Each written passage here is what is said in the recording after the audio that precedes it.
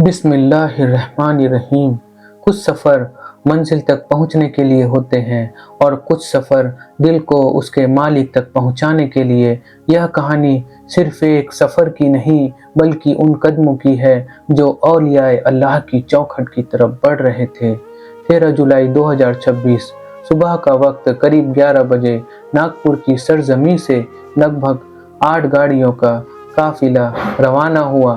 करीब 45 आशिकाने औलिया, हर चेहरे पर खुशी, हर दिल में एक अजीब सी तड़प और हर जुबान पर अल्लाह अल्लाह। इस पूरे काफिले की सरपरस्ती कर रहे थे पीर सैयद हामिद अली यासनी साहब। उनकी निगाह में सिर्फ सफर नहीं बल्कि सफर की रूहानियत भी थी।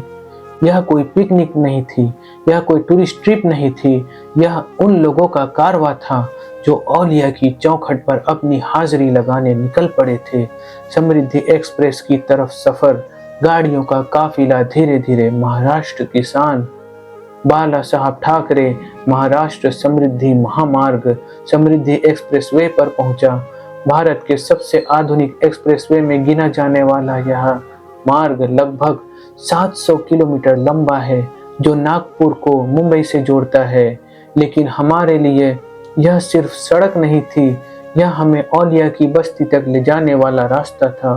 दोनों तरफ दूर दूर तक फैले हरे भरे खेत, कहीं पहाड़, कहीं बादलों की चादर, कहीं बारिश की हल्की फुहार और कहीं पर हाथ से बनाया हुआ बेहतरीन स्ट्रक्चर और कहीं पर सूरज की सुनहरी किरणें। ऐसा लग रहा था जैसे कुदरत इस रूहानी सफर का इस्तकबाल कर रही हो।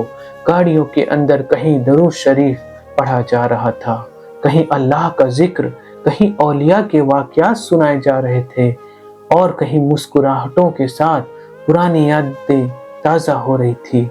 यही तो काफिले की खूबसूरती होती है, जब सफ़र इबादत बन जाए।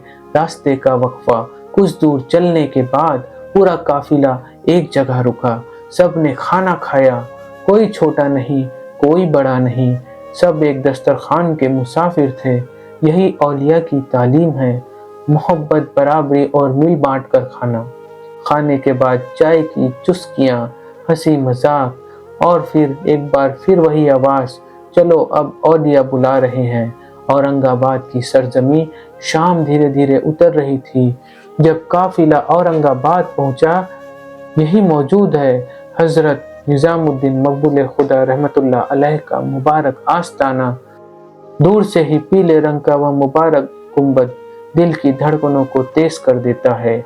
ऐसा लगता है जैसे सदियों से कोई आवाज पुकार रही हो, आओ, हम तुम्हारा इंतजार कर रहे थे। हजरत निजामुद्दीन मकबूल खुदा कौन हैं?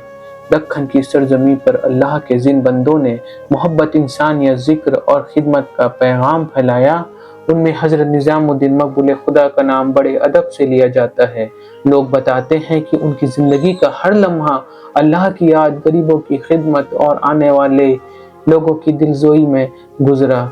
इसी वजह से लोग उन्हें मकबूल खुदा यानी अल्लाह के दरबार में कबूल किए हुए बंदे के नाम से याद करते हैं।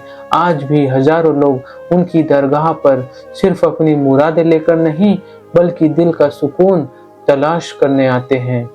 पहली हाजिरी, काफिला धीरे धीरे दरगाह के मुख्य दरवाजे की तरफ बढ़ा।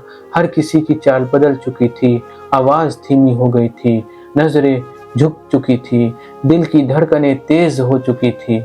जब इंसान किसी अल्लाह वाले की चौखट पर पहुंचता है तो सबसे पहले उसका दिल सजदा करता है।